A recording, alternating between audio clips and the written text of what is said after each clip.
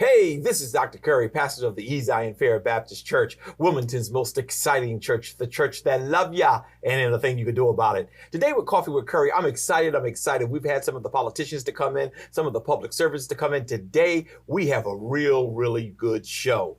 Who do we have? We have the NAACP. You've heard talk about they're not doing this, they're not doing that. Well, I've always been a thorough believer in the NAACP, and I want to put everyone on notice that the NAACP is stronger today than they were yesterday, but not as strong as they're going to be tomorrow. Call somebody real quickly. Tell them Coffee with Curry is on, and let's get after it. Good morning, Delaware and surrounding areas. You are now tuned in to this week's Coffee with Curry, with new guests every week.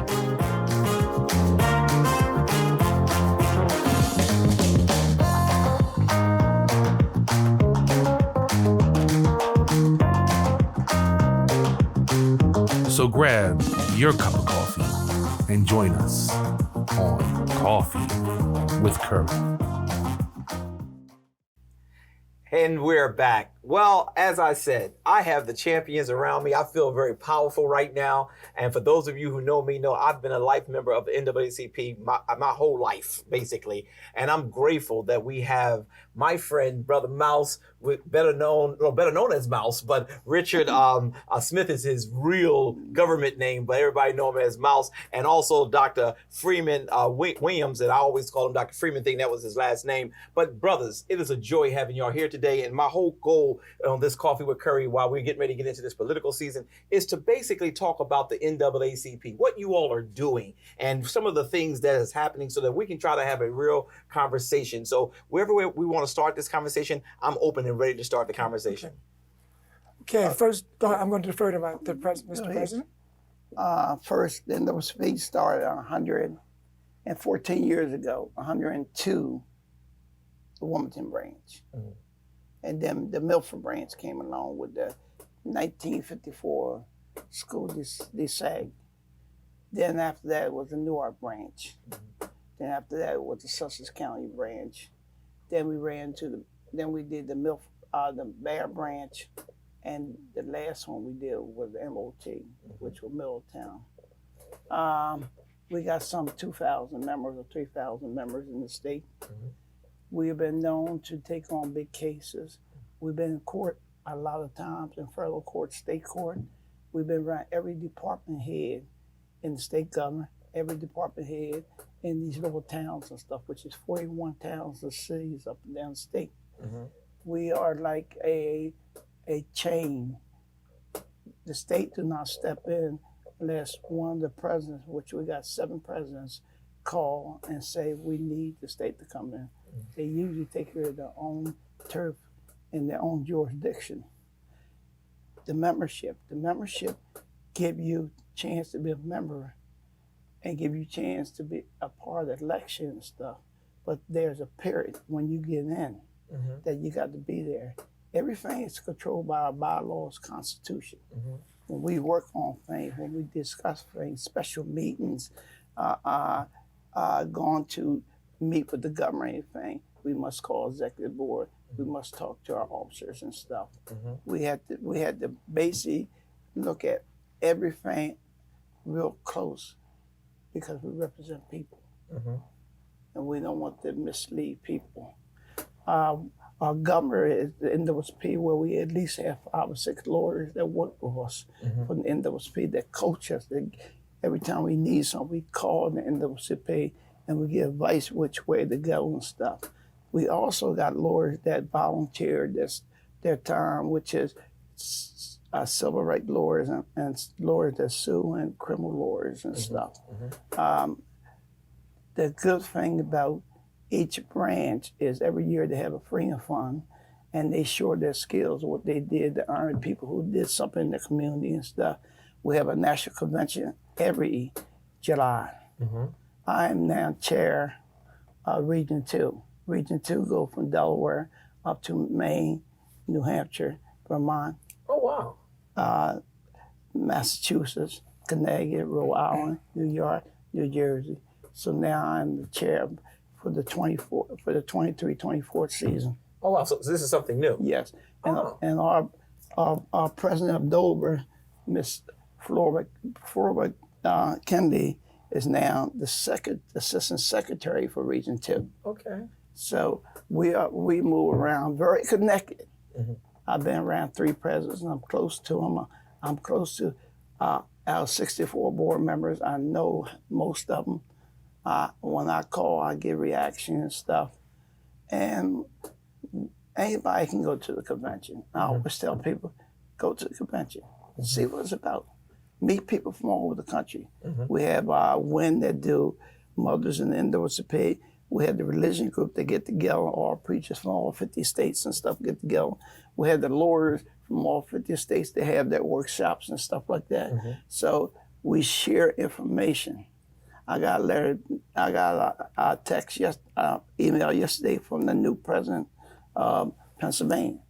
And she's out in Pennsylvania. And she called me, wanted to get with me and stuff like that. We do react. We do react. We react to a lot of stuff. So what I'm going to do now is pass on to my first vice president, Mr. Freeman Williams, and he can start the issue. We're going to talk about Newcastle County. Okay. Wilmington and Newcastle County. Then we're going to Kent County. Then we're going to Sussex County. Okay. And then we'll try to go into the prison All right. and schools. So first of all, thank you very much for the opportunity for us to be able to have the conversation with you today. It's greatly appreciated. And for me, I'm a very, very type of person that before I join anything, I do a lot of research, I do a lot of investigation. And it was important for me to do that. And it was very easy after a little bit of work to attach myself to the NAACP. And I made this promise to someone who's no longer with us, Gary Heyman, who's a childhood friend. We grew up in the Newark area, but more specifically, he was engaged deeply in the work of the NAACP, both in the greater Newark area, of course, and the state. And I made him a promise that upon my retirement, I was going to join. And I think, I'm sure a number of people made that promise to him. And then when I showed up at a meeting, he was surprised. And more importantly, it was the beginning of my involvement. And then from there, I had the opportunity to work closely with Mouse and establish a relationship that's based on the following. We and all the other members of the NAACP, especially in the leadership role, we're all volunteers. Right. We are committed to our respective communities. And we do it as a labor of love. We don't get paid, we don't get any kind of form of compensation other than serving the people. And I know that's one of Mouse's phrases that he uses all the time, but I think what it does, it really reflects what NAACP is all about, and more specifically, what the NAACP is about statewide in Newcastle County. We're involved in a number of issues, and I'll just start off by addressing something that's near and dear to my heart. I spent 40 years in the area of education at a number of different positions, and having the opportunity to work in the NAACP network in the field of education has been extremely helpful. It's been a rejuvenation for me, and it's allowed us to be able to do the kind of important work in that field behind the scenes, because people like to think if you're not visible that you're not doing anything, but contrary to popular belief, that's not the case. Right. Lots of litigation, we've been involved in a lot of litigation. Years ago, we were involved in a lawsuit against the state of Delaware, and we were able to successfully negotiate a settlement that has impacted the education arena in a wide range of areas, expanding funding across the area to the targeted populations that need the funding, and it was done statewide, and it's made a major difference, and it's also served as kind of a boilerplate for the General Assembly as they allocate funds each fiscal year, and we believe, and I think rightfully so, that NAACP's involvement from the national level and also from the state level and from the branches, we played a significant role in that. Lots of people may not know about that, but guess what? We don't care about credit, we care about results, and we care about children, up and down the state getting the kind of resources that are available to them. In addition to that, the NAACP in all 3 counties, when something happens in the school, if we're not the first call, we're the second. And we, in all of our respective branches, we work on behalf of parents and young people to serve as a catalyst to sit down with whether it's administration, whether it's at the board level, whatever level it happens to be able to be an advocate for individual children and their families. And so we do that at no cost, looking for no glory, but more importantly, looking for only equity and opportunity for all students to be able to occur. Besides education, we are also involved in the area of health. And that's something very, very close to me. I mean, not to make this a personal conversation about me, but as a recurring cancer patient, health is something vitally important. So our NAACP through our state chair is involved in doing lots of things in that arena, especially in the area of blood cancer, where we've had sickle cell anemia drives up and down the state, but specifically in Newcastle County, between the Bear and the Newark branch, we've shared some program, and more importantly, we've been able to reach out to people who are afflicted by those cancer opportunities. So lots of work is happening, and the NAACP is on the job 24/7, 365 days of the year, because when somebody's having a problem, it doesn't, if it's a Christmas holiday or anything else, you still have to roll up your sleeves, get engaged, and do the work. So we're happy about that, and we know that there are lots of challenges that we're confronted with now, with a lot of the hate crimes and all the things that are going on, with the attack on affirmative action. There's just a whole litany of things that we have to get engaged in. And last but not least, I know that Mouse is going to echo these comments, that we collectively have to work with other agencies, institutions, and all those areas that I've talked about. But more specifically, we have to get people engaged to get out to the polls and vote. Because if we don't vote, if everybody's alarm is not at 100% now, I don't know when it would ever be, because what we see on the television nationally and around the region, Delaware is not immune to it.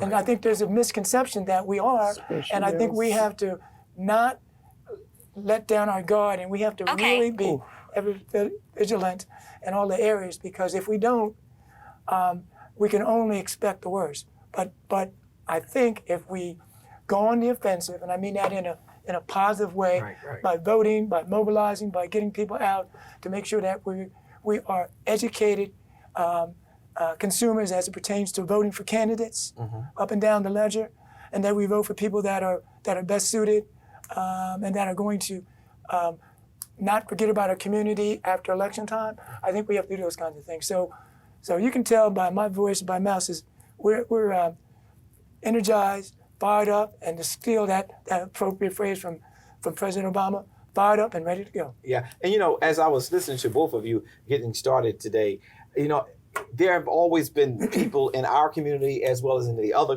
communities who will say, the NAACP is not doing anything. I am so grateful to hear that, first, you're not looking for credit. So therefore, you're not going to be out in the public saying what you're doing. But every time I had people who needed help, I've called. And guess what happened? Y'all were there and you made stuff happen. There were meetings I thought I could just get. I thought, hey, I'm Pastor Curry. I want a meeting with this group. And it wasn't able to get them. I call y'all, we get the meeting. For those of you who are watching us today, and we're going to continue to allow them to share some of the things that they're doing, it's important that you never dilute the NAACP. You have to give it its praise, because when no one else wants to speak up, it becomes almost their obligation to protect those who are vulnerable and open and exposed. And I've just found that to be true. I mean, y'all are everywhere. I mean, from down in Sussex tonight at 7 o'clock, you got a meeting, then you got to be in Wilmington.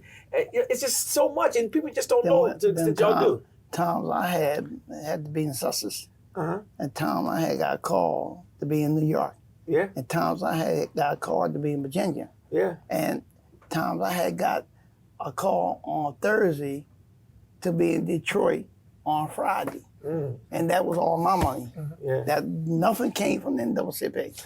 And I spent my money and stuff to get there. What I like to do is tell you some of the targets in DeKalb County, the state we're doing. Yeah. Now, do me a favor. Let me take a quick commercial break. And after I take this break, that's where I want to start our next segment at, because that's important for them to know. We're going to take a quick commercial break, and we'll be right back. Okay.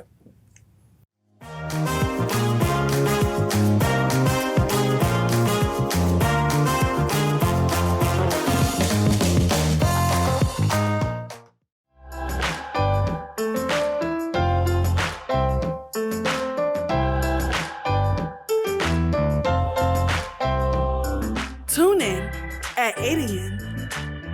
every Sunday for our worship services. Join us at 9 a.m. on YouTube and Facebook Live by typing Zion Fair Baptist Church.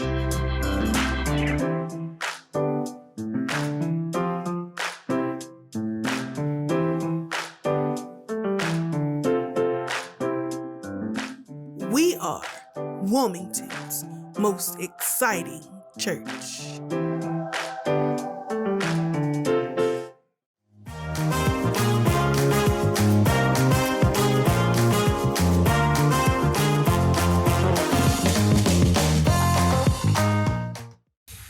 And we're back. Well, you know, we left the first segment just basically giving a general overview of the NAACP and the things that they're doing, and they're doing so much, and not getting paid to do it, but do it out of their love for humanity. I don't want to run out of time, so I want to make sure I give you as much time as possible. But when we left the last session, you were going to share some things that was going on, and I want to hear about those. Okay. The first, I was president 3 times. 2014, when we was together, when I was young, I was a youth president. I came in at 10 years old. I was with some leaders, Dutch Burton, who protest all the stores, or the 9th Street stores and stuff. It was our plan. It was Reverend Moore, Reverend Herring, all these greats I was with. I was taught by greats, and it was a lot of white people who had me, who was teaching me stuff, because I was a little neighborhood gang leader, and they wanted to break the mold on me. Yeah. And they did. Okay. One of the biggest issues we had, successful had, when we went to court, with the help of, starting with Jay Spree. Jay Spree is our legal redress person. Everything come out of his mouth is, I'll talk to you now, I'll sue you later. Okay. And we sued the schools for monies, fair treatment and money for poor black kids and special need kids. How much was the? I believe I believe it was $60 million. 60, and he had 32. Yeah. It's almost $90 million, $100 million that go to schools for special need kids. Wow. Kids that got problems in homes and stuff, to get social workers to get Deborah Henson to work with from different organizations and stuff. And then we went back to court and we sued because the county didn't want to pay. The county kept taking us through pill on this, pill on that. We went back and we sued to get the lawyers paid, because at this time we had to go to Washington and get Anderson and Potter to take the case with the ACLU. Good credit to ACLU. And we sued to make sure that the lawyers got paid. The judge who did this case was very nice. He was on the black and brown and poor white students' defense. He was saying, like, I defend them. Show me how come the schools ain't getting funded. Show me how come the need ain't there and the money ain't there to serve them and stuff. He came up with a rule, and Freeman can jump if he wants to, that all civil rights lawyers, which wasn't getting paid after a case, all special need lawyers, all special need and special lawyers and stuff and special issues now get paid by the client if they should lose a case. Okay. That was one of the great things we won. Then we left there. You got anything? Sure. I want to just add that one of the areas that the lawsuit addressed was the assessment of taxes countywide between our 3 counties. And just, the short version is that the reassessment of taxes up and down the 3 counties hasn't happened in years and years and years and years. And obviously that means that they're winners and losers, and that that the monies are not allocated that ultimately go to the schools for funding. And so we had a very simple premise in mind. We were about just equal access across the board, so that we were part of that effort was to make sure that the taxing situation was changed. The good news story is this: is that recently Governor Carney, through the actions of the General Assembly, they were in support of our vision, and there are now specific laws that have been codified in our statute to make sure that there are regular intervals for the tax to be assessed. And that's a huge. That might sound very like a trite. I'm sure people are listening, going, "Oh, so what?" That's a major shift. Right. And that means that school districts up and down the state can get their fair share. In addition to that, that means that taxpayers can pay their fair share, because there's some folks that are going to pay more, but guess what? Their properties are being assessed at a much higher rate, and now they're going to pay, and then other people who've been carrying that freight are not going to have to do so. So fairness is going to be fairness on 2 levels: fairness for taxpayers, and also fairness for students and schools and districts that'll be able to get the allocations that they need. Good. And from there, it was certain politicians. Downstate went along with it. Downstate didn't have a problem. Raise my taxes for schools and stuff. Because in Delaware, education is more better downstate, Sussex County, and some parts of Dover, than it is in Newcastle County. Right. So some of the black kids come out of Sussex County. It's very smart. Okay. Newcastle County and Wilmington County, it was a part that administration didn't want to give the money up, didn't want to fund it, didn't want to do nothing. Took us to court, appealed it, and everything to stop from getting these poor kids the money and stuff. It's going to come out, okay? It ain't being said right now, but this particular group of people tried to hurt black kids and poor white kids and stuff on the issue that Jay tried to put out and stuff. So, go ahead. And I'm going to say that is a classic example of how the NAACP works, and it's so interesting because unless you're on the inside, you really don't have a real appreciation or understanding of it. But it really is the forerunner of that whole approach goes back to Thurgood Marshall, and all of the work that the NAACP under his leadership, under his watch, before he became Supreme Court Justice, you have to go through the system to litigate, and when you're involved in that, there are going to be wins and losses, but what his efforts showed, and people that were part of his team, is that you have to have the perseverance. You have to be focused, and you can't lose sight on the main thing being the main thing, and that's what the NAACP has championed. And that's what, as Mouse alluded to earlier, that we were able to work with our national NAACP office to give to receive guidance, direction on how the lawsuit should the strategy that should be pursued. And we're very fortunate that we had great partners from the ACLU. We had other partners, the law firms that gave up their services pro bono. But it took that kind of team. But the history of the NAACP, its foundation, is critical to that work. And the reason why I'm just emphasizing that is that clearly, as we move forward into 2024 and beyond, the work's not done. Right. And those strategies are going to have to come more to the forefront.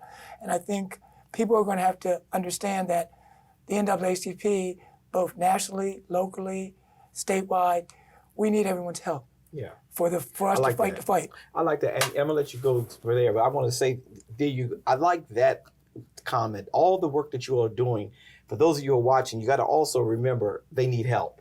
They can't just do it all themselves. Criticizing, talking about what they are not doing is not the answer. The answer is joining the force. It's a well-established machine, I can tell. So go ahead, Josh, you agree with And something. something else before you start. Yeah. We are not a community group. Right. We are not a social a social group. Sorority, we are not a fraternity. health and social group. We are a civil rights and quality group. We do lawsuits and we do this. When we come out and jump on cases and stuff, we come out and jump on cases because we're looking for one thing. A lawsuit to change the way that people do things. Right. And I would just emphasize that, and Miles, you're 100% correct. And because we have a real clear mission. And our guidelines and our bylaws at the national level, they prescribe the kinds of work that we can get engaged in. And on many levels, the work really leads itself to courtroom action, sitting down with, whether it's a mayor of a city, a governor, county executive, or whoever happens to be the head of a government entity, for us to be able to sit down and discuss, try to come to some consensus, but more importantly, if consensus doesn't occur, then we have to pursue legal action. Yeah. And that's the work. And some might say, and some might suggest that the wheels of success grind slowly. But I would counter that by saying it may be a slower process than all of us want, but at the end of the day, you want to make sure that it's effective, it's working, results. and that you're getting the results, and that you're not just putting it on a public display for the sake of a display, because that's counterproductive. That serves no purpose, and more importantly, you're getting the hopes of people up unfairly, and you're not achieving anything. So, what we've all learned, that the NAACP's methods are tried and true, and they work, and they don't happen today, but they're going to happen tomorrow. Right, and I like that too. And let me say this: this is our resolution. Okay. So the resolution come out every convention. Okay. You send a resolution before May, right? And you write up stuff so it can go around the country. Once you write up stuff and the board, the members approve it, the delegates approve it, then it goes to every 3,300 branches around the country. The issues go here is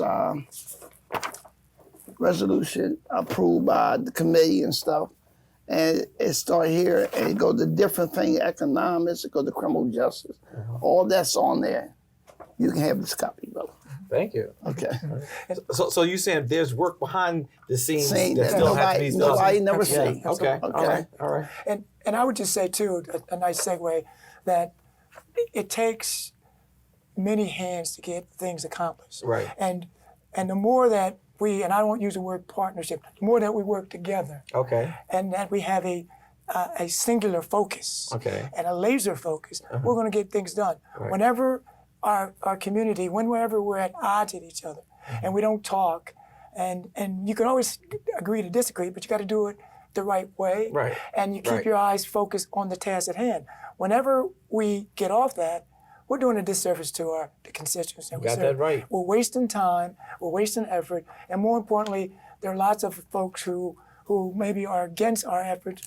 We're doing their work because we're not staying focused and we're not staying on task. And we know what the whole goal is with the powerful and the elite, and that is to divide and conquer. And that's one of the reasons why I'm glad that you all are here, so that those who are watching us can understand you all work tirelessly. You said you retired. I don't think so. No, I don't think so either. You're nowhere near retired anymore because you're working more hours now than you did when you were at the port and when you were in the school department. And you have both of y'all have notable names from your careers. But I'm glad to hear you say that, because if we work together, we can do a whole lot. But when we start fighting each other, then it makes others believe they're divided and they can't succeed. But I really want to take this opportunity, even before we go to our next commercial break, to say to both of you all thank you, because there were some tough cases that, I stay in the pulpit. When you call me and say you need my support, I'm there, but I don't care when I call y'all. Y'all, and if there's something y'all don't deal with, you'll say. I don't care for 24 hours a day. I'm there. And you have been. And that's why I want to make sure, and it's not even about, you two, because y'all have not made it about you two or the others, because there's many others, because you got local presidents, you got other folks who work with you all, but everybody knows if something goes wrong. Hey, I didn't know Mouse's name until he told me one day his name was Richard Smith. Called Mouse. What you call it? What you gonna call Mickey Mouse? I mean, I don't know who you're gonna call, but that shows. And when you joined in the force, you have really added in your research ability. And I'm saying all these things because they're not going to tell you this. Mouse will is not scared of anything. I mean, he said he was in the street as a gang brother. You could tell he just changed partners now. Now you're doing the right thing. But he's not scared of anything. When y'all down in Sussex with that whole Confederate flag thing, that concerned me that y'all were in their territory. They're fighting. And the way you research things and make sure that you keeping the NAACP on a state level in solid ground, those things matter. It's not like we have people just running around fussing and cussing, but we have people who are really working hard to satisfy many needs. And if you only knew, for those of you who are watching us today, how many cases of injustice that happens in the city of Wilmington, in the state of Delaware, you would be mesmerized, you would be shocked. And they deal with this behind the scene. Those people you see who run after ambulance trying to get their name out there, this is not this group. This group is a result-oriented group. And we did, and I'm glad you did say something about our friend Jake Street, who is very much, he don't play. We've been together almost 50 years. 50 years. That means J.O. Okay. We was trained by Hicks. Okay, we were trained by Hicks Anderson. He always talked about it. Yeah. But let me say this. A lot of people don't know I had a one-on-one with the leader of the Ku Klux Klans about an issue. Norma Albert know it, okay? I had a one-on-one with the National Delaware National Rifle Association who said they were going to sue me, talking about getting guns out of black communities and stuff. I had a conversation a couple of days ago when I went out to Wagman's store. Young white guy came up to me, and I got out of the car, and one young white guy say, "Hey, Mouse." I say, hey, Ricky Mouse Smith. I say, hey. So I went in the store, got shot when I came by, he was waiting. He said, "You don't know me." I said, "No, I don't know you." He said, "I'm a part of the Sons of Confederate Flag." And he said, "You don't support Trump, do you?" I said, "No, me and Joe grew up together." I said, "You got to understand our relationship. Our relationship ain't about politics. It's about friends who grew up together, happened to go different directions, but came back again." And I say, I will always support Joe. I can't stand what Trump doing stuff. He said, "Let me tell you something." He said, "I've been watching you." He said, "I see you every time you come in and out of this store." He said, "But talking to you and listening to you up to the cast rally, you're a very decent person. So my views may be wrong, but my views with you is respect." Okay. And kind of, I call Freeman. This man, they watch me. You know what I mean? We may have to get you some protective services. And let's do this. Give us 5 minutes before the end of the show. I will give you almost all the names of the president's stuff over the years. Okay. Well, we're going to take a quick commercial break, and we're going to come right back, and we're going to continue to talk about that. Because one of the things we're going to have to probably do before we take this break is we're going to have to say when we're going to be able to do some updates with NAACP. Well, what I'd like to do for you is start with us, then get Deborah Henson here, then get our vice president for downstate here, and get different people, different committees. Show that the NAACP is on the move. We'll be right back.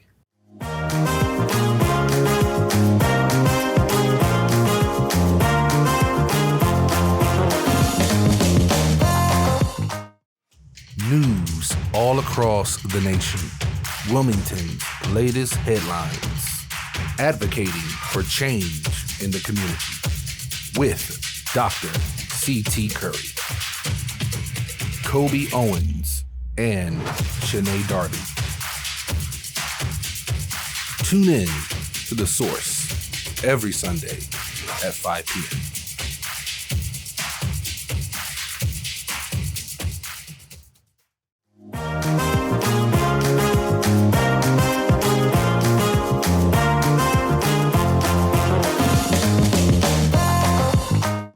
And we're back. Listen, Mouse, as well as Dr. Freeman, it has been a joy having you all with us. So what I want to do is I want to get to some of the issues that you all are really tackling. So if you can give me the short versions, that'll be good. Let's start with the Wilmington Hospital. Okay, the Wilmington Christian Allen Hospital, we made them do a survey. We brought a special person from Chicago who did a survey because Black folks were going to the hospital sitting for 12 hours.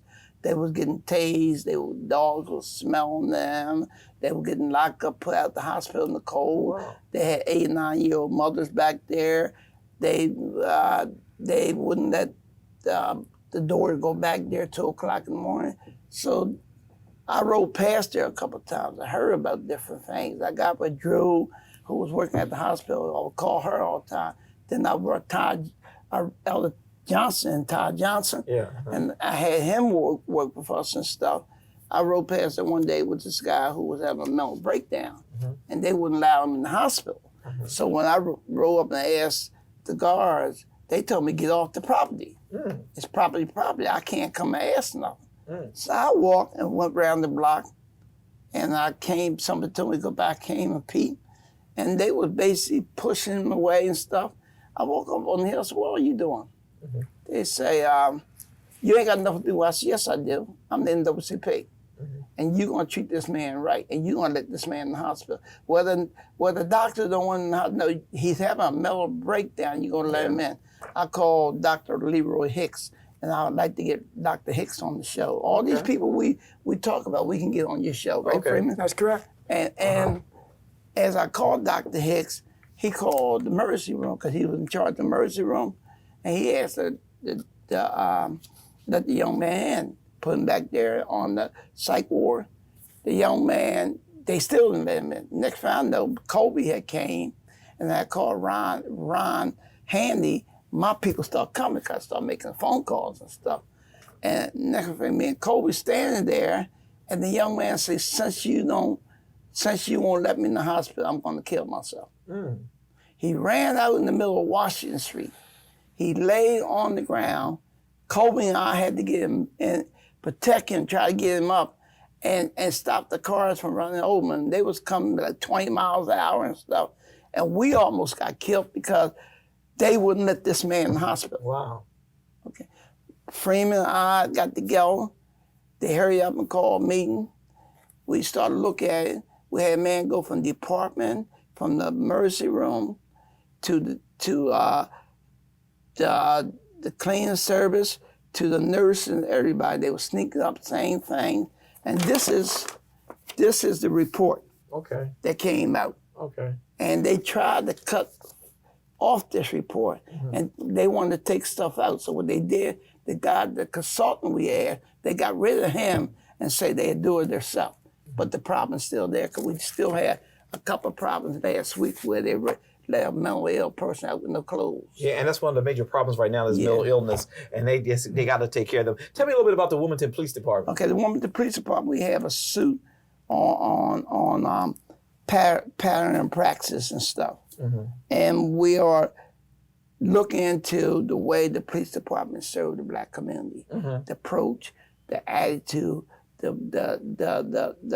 abuse, and everything that go with it. We want the courts to make the Wilmington Police Department do what they supposed to do. Then we supposed to move to the county. And then Jay and I, if we can get past the Wilmington, we want the Wilmington, then we want to do the 40 counties and towns to change it. This is one of the law firms that with us, and we are basically doing that, and some new stuff came on. Our president down Dover, President McClendon, Floyd McClendon, had a concept that they were wanting to lock homeless people up. So she went to council and she stopped it. And she got with the ACLU. So that homeless case is now going to be a part of this woman police department. And we're saying that the laws you got on the books that say people are lawyering. People are lawyering because they don't have a home to go to. They're hungry and they got to seek help. So why are you trying to lock these people up when they need mental help, they need homes and stuff like that?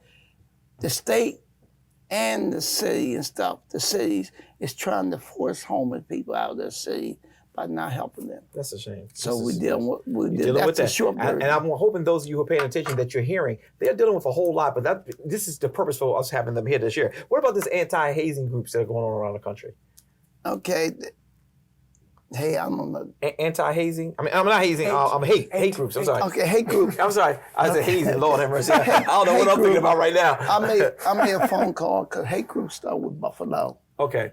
Jacksonville, the synagogues, Pittsburgh, Chicago, supermarkets. Yeah. Where now Trump and his people and the governor of Florida DeSantis is now trained the young white kids from 9 years old, and they begin to be 14, 15 years old, and they train them in kind of an army, and they're looking for the race riot.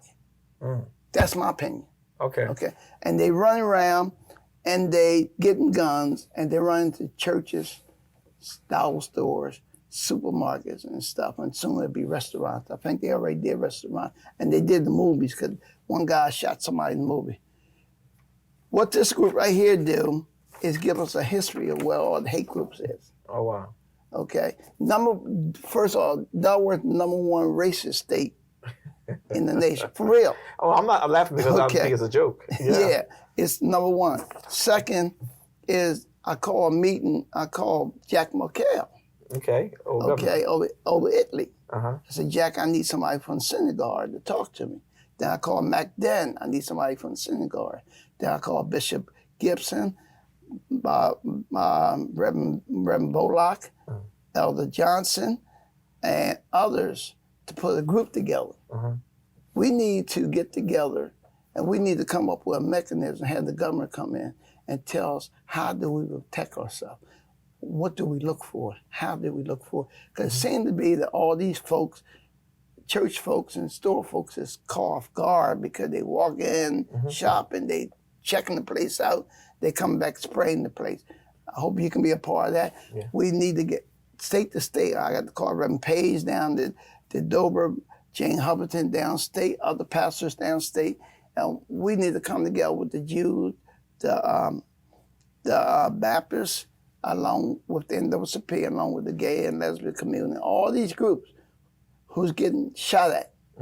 And we need to come together. Right. And we need to ask for some things like, how can we get money to get metal detectors? Yeah. How can we get money to put cameras all around the place? He's gonna do something very quick about Iron Hill. Talk about Iron Hill a little bit. Iron Hill is a historic area in the greater Newark area.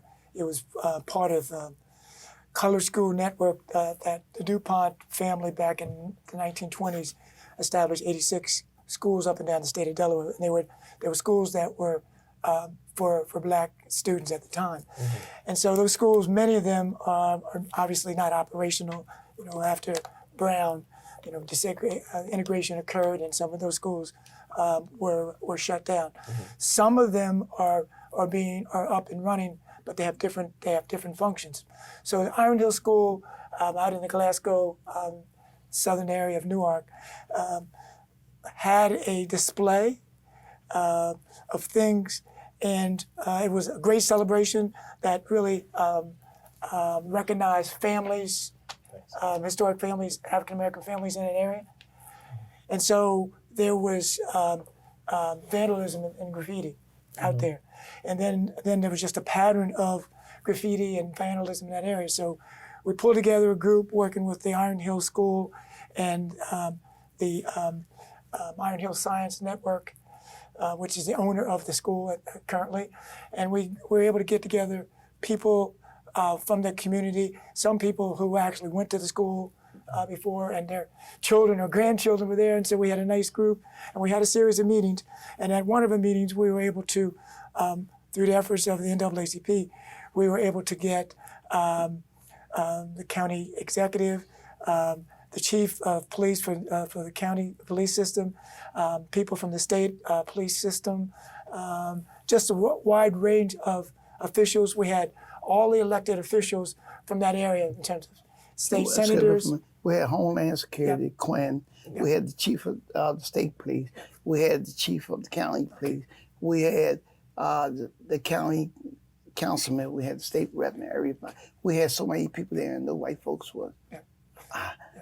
They were surprised. They were surprised. So we were able to get all those people together. And more importantly, we were able to put together a plan and a focus on that, and to really, and also we had from the AG's office too, and really to enlighten everyone to the real possibilities, at least in our mind, that this was a hate crime, and that more importantly, that the NAACP and people from the community, we weren't going to stand by and let that happen. Absolutely. And that we were going to mobilize our efforts, and that we were able to get support from the led by the state senator Brian Townsend for funding, and we were able to get security cameras and things. So a lot of things have started, and we're going to continue to monitor that, because at the end of the day, until the perpetrator or perpetrators are caught, we're not going to sit idly by and let that happen. Yeah. But it really speaks to that, we can't assume that those kinds of things don't happen in Delaware, because they do. They do, yeah. And let me say this.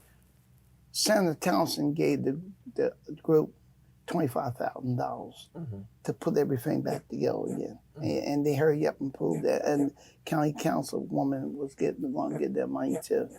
And the whole thing is that me as a person was sitting there at Donner one time. We met somebody. I didn't get the person's name. And I was introduced to the person. Freeman was there, and it was a white guy, well-to-do white guy. And he looked at me. So what would he say? I hate your guts. I didn't like, since I met you, I'm going to tell you something. I hate your guts. So every time you get on in the papers about white this and cops this and white this, every time you're on TV it's about cops this, white this and white this. But he said, sitting here with you now, I love you. He said, I see what you're trying to do. Okay. But he said, when the papers and newspapers get you, they don't give us the whole truth. Right, that's what media does. And media has a way of spinning things to make sure all they highlight is the things like white, as opposed to some of the issues that are going on. And I've heard you say several times, even today, that when you're dealing with poor white children and everybody, you're for equity. Right. And I think that's so important. Tell me a little bit about that River Edge real quick, because we got a little time. River Edge real quick was a place that is down by Collins Park. Okay. And they was gonna build a port down there. That was on the table when they was talking about expanding the port, and that fell through. So they have a charter school down there already. Some 100 or 200, 300 kids that go down there. But they have a whole lot of warehouses down there, and warehouses is do different things. And it was a piece that went out about environmental, because they put out. And Miss Smithers and them protesting about the environmental. And the owners called me and Freeman. I said, man, we ain't no racist. So our I said, well, that's environmental justice against black people. They're talking about the chemical factories and stuff like that. I'll bring everybody around the table. They built something like 100 and 18, well, how many houses? 118 or something like that. It's on this paper. It's a lot of houses, apartments and stuff. Right. Okay, on the river. Okay. Okay, just give you an idea of where it is. I break down the plan, the zoning. What we found out it wasn't county zoning. It was, say, Newcastle. Okay. I talked to DEMRAC, got a meeting with DEMRAC coming up pretty soon. and we went to hearings. We went with him to build the houses, because one thing we need was houses instead of dollar stores. Houses instead of the little chicken stores and selling gas. And Miss Smolden then got a real relationship. And now that part of Route 9 is going to have all these beautiful houses and stuff with stores and stuff. Excellent. Okay. Excellent. And it's a plus for the Black community. Yes. Plus, this group pledged to work with Simon's Garden, Dunleaf, and everything like that. Okay. All right. And I'm also looking to turn Dunleaf, Rosegate, and all of them to a town city. Okay, that's good. One more thing before we go to the end of this show, I want to know a little bit about the affirmative action situation. Sure. I appreciate Dr. Curry, you giving this opportunity to talk about it. Just a response to one of the most recent civil rights opportunities that was snuffed out by the Supreme Court. I just think that the new NAACP, especially at the national level, they're driving the direction that we're going to be pursuing to look at. So, in essence, to use this phrase, now what? So now the Supreme Court has made their decision. So now what are we going to do about it? And what are we going to do about it is that I think we have to, at our various institutions, whether they're colleges, universities, whether they're places of workplace employment opportunities, we now have to say to folks that are in those positions of authority, so now we know that affirmative action programs are not existing in their former method. So what are you going to do in lieu of that? Because the situation still exists that there's inequalities in terms of opportunities, whether it's in school, whether it's in employment. So what are we going to do about it? So I think what has to happen is that we have to put that on our front burner, and we have to agitate, get engaged, and make sure that we ask those important questions, and more importantly, we make sure that we get some real tangible answers. If it's the University of Delaware, if it's Delaware State, if it's Wilmington University, Goldie Beacom, none of our schools, none of them are immune to that, because we have to look at how are they dealing with those legacy appointments, what kinds of what I call transitional programs are in place to reach out to students that have been identified at need and are non-traditional, come from non-traditional settings, to make sure that they have those opportunities. And we also have to challenge our employers around the state and the county. What are they doing about it? Because we cannot allow people to miscategorize affirmative action. Right. Affirmative action was never about placing people that were not qualified, whether it's an educational opportunity or employment opportunity. And the narrative has been hijacked, and we cannot allow that to happen. And so the NAACP at this national level, and I can assure you at our state and local level, we're going to be engaged in that, and we're going to be sitting down with the right people to have those conversations and for them to show us specifically what are they doing to augment those opportunities that have been eliminated with the Supreme Court decision. Wow. Listen, we got this. Y'all have to come back because it's so much. We haven't even hit the surface of all the stuff that y'all are doing. Because we still got diversity in the court with Al Sharpton and them. Yeah. Well, we came in and made the court come up with this plan. Yeah. Okay, we still got the correction where we trying to get the African students and stuff to teach inmates how to be lawyers and stuff like that. Right. So we got some stuff on, but we don't brag. Right. We just do it. Right. And you agree? I was going to say, and also that we're really engaged in the whole dealing with health discrepancy of services and opportunities for people, for Black and brown people. Yeah. And we do have when more wins come after you come to the next session. Yeah. Dealing with correction. Okay. And some big wins coming. Okay. Yeah. So for the person or persons who say, what are they doing? We just gave you a show of what they do. This is just the state level, but it trickles down because they work together. And I think, well, for those of you who are paying attention to the show today, it's important that you never, ever buy into the fact that people are not doing something because they're not bragging about it. the work they do is because of what they believe in, and that is humanity. So thank you, Brother Mouse. Thank you on behalf of all of the folks who you represent and those who you don't. Thank you. Thank you, Brother Freeman. Dr. Freeman. I was going to go to him next.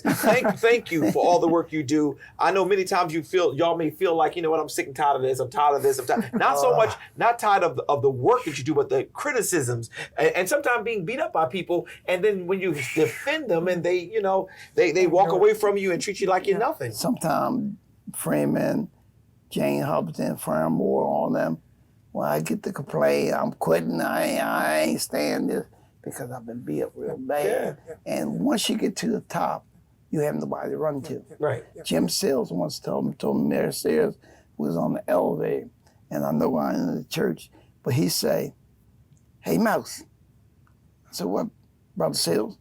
He say, "God, this ain't it lonely at the top?" I said, "Yeah, brother, it's really lonely at the top." But the last thing I'm going to say is that the other reason that we stay engaged is that we've never forgotten, nor will we ever forget, that there were lots of other folks. Right. We're standing on their shoulders. Right. I mean, we can sit here, I can name the names, Yes. I mean, nationally, locally, whatever. Yeah. And if everybody takes hits. Yeah. And what we got to remember is that what we're trying to do is to make it better for our next generation. That's right. That's right. And so we're going to keep fighting the fight. And we want them to do it right. Yeah. It's a constitutional bylaws that you got to learn on every group, even in the church. That's right. That you got to learn. Yeah. Right. You can't half-step it. Right. And it's second to the Bible. Yeah, and I'm going to say to all of you young people, as they have shared today, listen, nobody wants to alienate the youth. But what we want to make sure is that the youth do it right. Because being microwave, having that philosophy, will only get you heated for the moment, but you'll quickly cool off when you run into a real system. We'll be right back. Mm-hmm.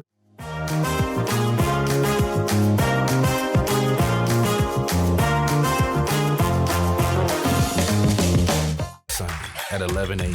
Grab your cup of coffee and tune in with Dr. Curry for our weekly episodes of Coffee with Curry.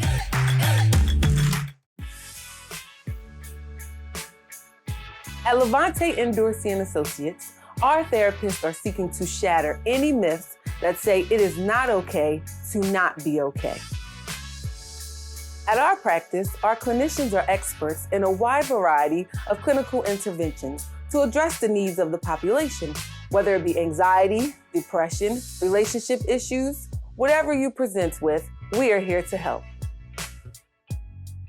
All in all, if you simply need someone to talk to, call or text us today at 302-956-9188 or visit us on the web at levantedorsey.com.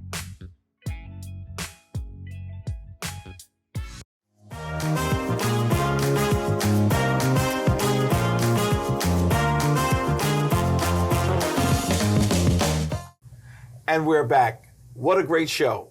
What was the purpose of this show? I wanted to bring the NAACP to come and talk to you directly. There have been criticism that they're not doing anything. They're not representing Black people. They're not representing Latino people. They're not representing the poor. Well, the truth of the matter is they are. I know the relationship I've had with them, and because I represent so many different types of people, whenever I called upon the NAACP, they were there. Now you may say, well, that's Mouse, that's Freeman. Well, the truth of the matter is that is the face, but there are many people who work behind the scenes at their direction. And it becomes important that we never give room to allow the persons who want to divide us power to do it. The NAACP is alive and well. It's strong. It has a constitution. It must abide by it.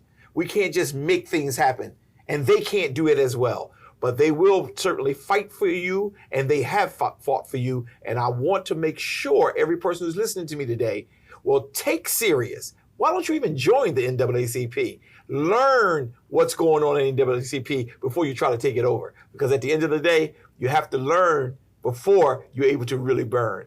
Until the next time, may the Lord God bless you real good. Thank you for watching this episode of Coffee with Curry.